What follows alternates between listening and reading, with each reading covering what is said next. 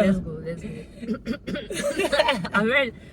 God of my present, God of my future, you write my story, you hold it all together.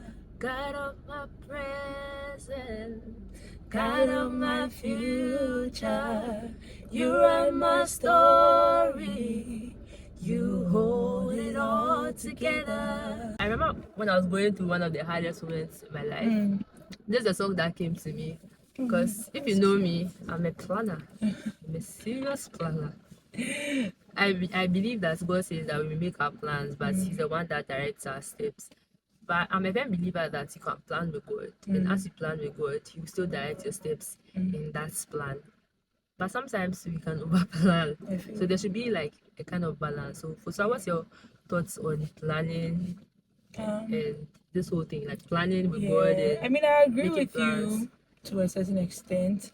I personally believe that planning is also good. I used to hate planning, right? I used to say, like, plans don't work for me. Like, I just go with the flow. But in recent times, the go with the flow things rather crashing me. So, like, planning really works for me. However, you have to plan to be flexible, is my take, right? So, I plan, but I'm trying to always make sure that there's flexibility. So, instead of saying maybe 7 a.m. I'll do this, 8 a.m. I'll do this.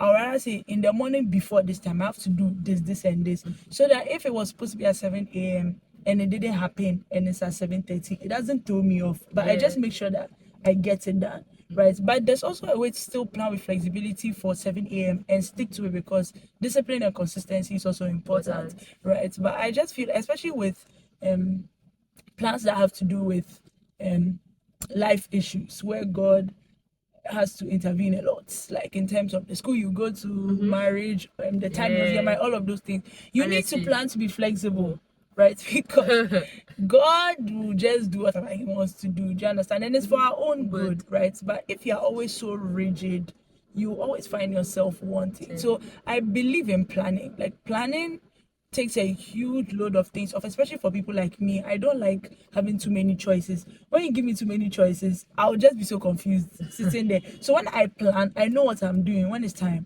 I get to it. I save time. We move to something else.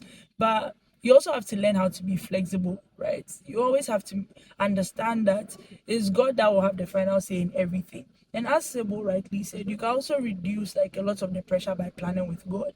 Right, so that way you're already doing what He wants you to do because He told you do it, and then you save yourself some stress in it. That's very, very profound. So to everyone listening, we'd like to find out, how do you plan, and what has been like your experiences with planning? Because some people say that, oh, sometimes I plan like a lot, but it never happens. So some plans don't work. Are you like those kinds of people, or someone who has 100% results from planning? Like, let us know in the comment section. It's a collaboration between Fosua and Sebo. Bye, guys. Bye.